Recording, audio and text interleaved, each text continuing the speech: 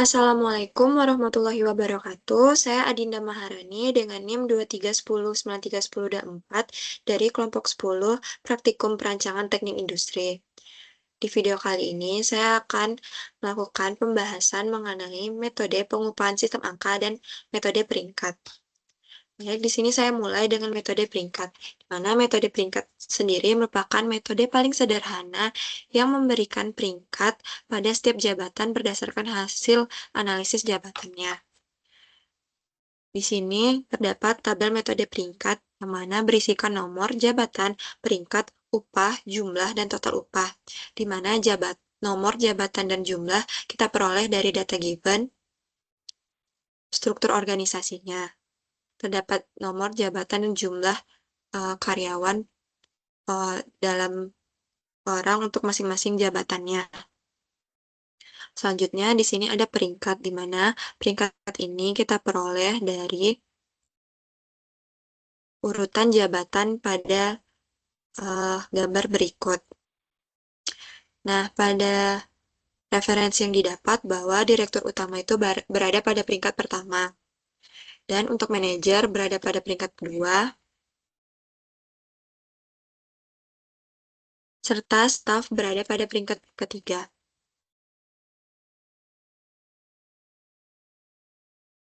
Untuk upah di sini kita mencari gaji rata-rata untuk setiap jabatannya. Di sini didapatkan bahwa gaji rata-rata untuk seorang direktur berada pada uh, pada 9.719 juta per bulannya. Di sini saya justifikasi bahwa upah untuk direktur itu sebesar 10 juta dan untuk manajer di sini pada rentang 5 juta hingga 28 juta. Di sini saya justifikasi ke manajer di 7 juta dan staff itu menyesuaikan oleh UMR yang ada di Provinsi Sumatera Barat pada tahun 2025. Setelah itu, kita lakukan total upah dengan mengkali upah dikali dengan jumlah karyawannya. Didapatkan itu untuk 10 juta pada direktur utama karena jumlah karyawannya hanya 1. Dan kita cari untuk masing-masing jabatan, diperoleh bahwa total upah untuk metode peringkat ini sebesar 103.872.256,34. Selanjutnya, kita melakukan metode sistem angka, di mana metode sistem angka ini menggunakan angka atau skor tertentu untuk merepresentasikan kinerja, hasil kerja, maupun kontribusi pekerja. Setiap angka memiliki bobot yang menggambarkan tingkat tanggung jawab, skill, tingkat usaha, dan kondisi kerja. Di sini terdapat tabel faktor jabatan dan levelnya yang menyesuaikan oleh referensi. Selanjutnya itu ada tabel untuk pengisian skor masing-masing faktor jabatannya.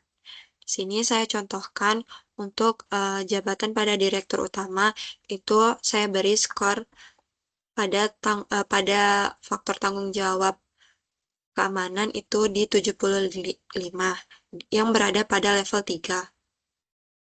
Kenapa? Karena seorang direktur itu bertanggung jawab terhadap keamanan perusahaannya. Maka di sini saya memberi skor 75 yang berada pada level 3 pada faktor keamanan.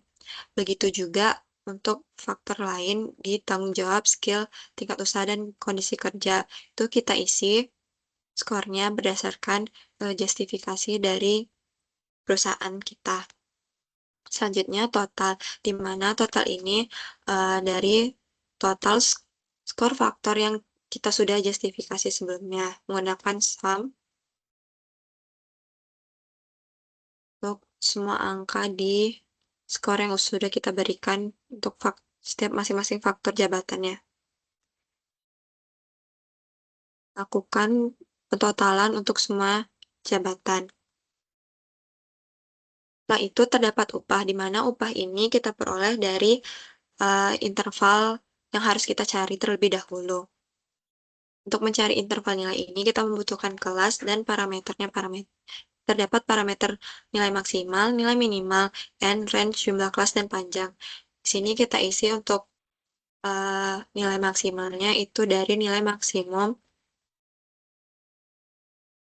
total skor yang kita peroleh. Selanjutnya itu untuk nilai minimumnya itu dari minimum skor yang kita peroleh. Selanjutnya ada N, di sini N kita ada 12, di mana ada 12 jabatan. Untuk range itu dari nilai maksimum dikurang dengan nilai minimumnya. Dan jumlah kelas itu menggunakan round up dengan rumus itu 1 ditambah 3,3 kali log N. Itu ditambah 3,3 kalikan dengan log N yang kita peroleh itu 12.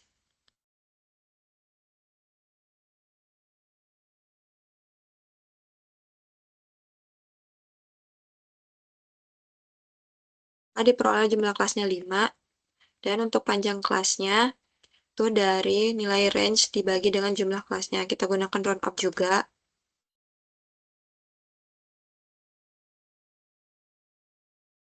Dengan jumlah kelas.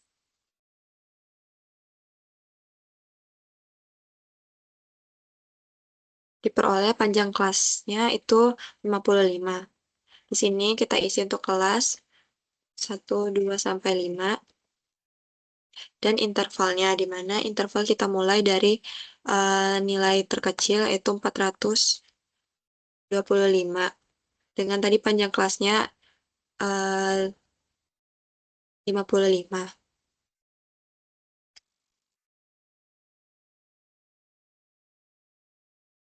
Kita lanjutkan hingga kelas sampai kelas kelima.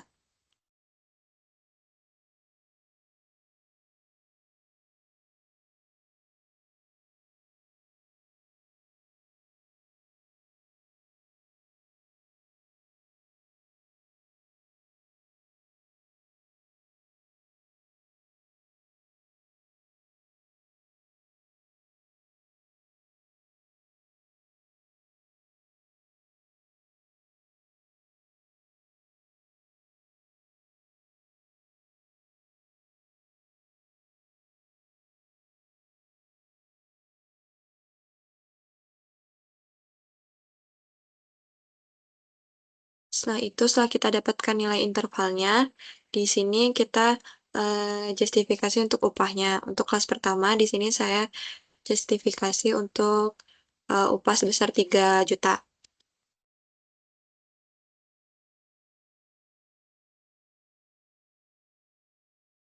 Untuk kelas kedua itu di 5 juta. Kelas ketiga ada di 7 juta.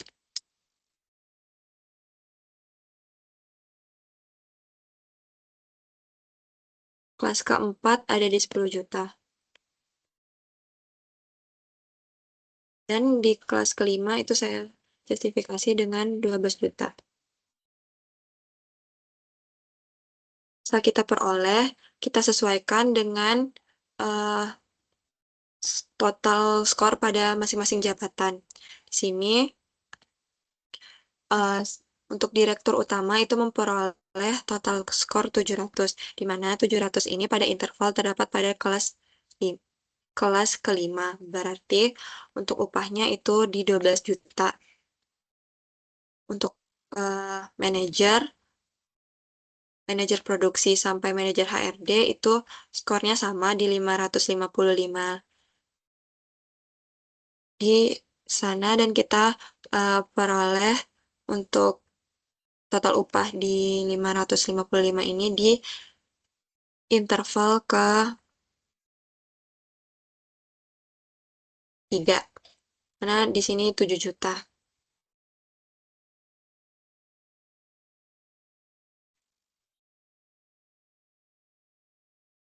Sini kita kunci saja karena untuk setiap manajer itu sama skornya.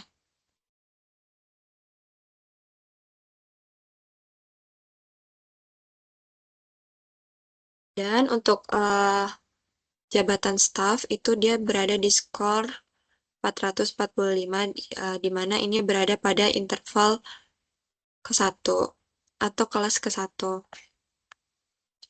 Dia memperoleh upah sebesar 3 juta.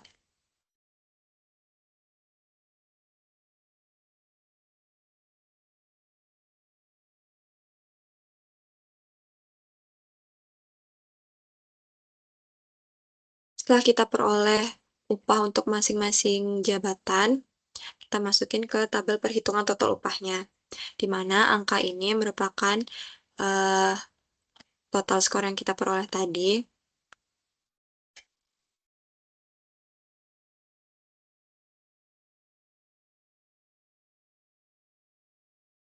Dan upah juga dari yang sudah kita peroleh pada perhitungan total skor tadi untuk masing-masing jabatannya.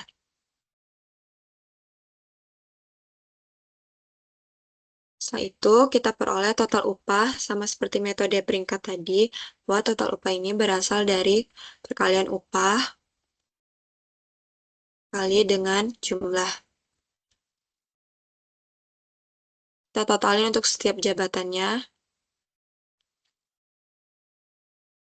maka diperoleh untuk eh, total upah pada metode sistem angka ini sebesar 106 juta. Baik, sekian dari penjelasan yang bisa saya sampaikan. Lebih dan kurang saya mohon maaf. Saya akhiri. Assalamualaikum warahmatullahi wabarakatuh.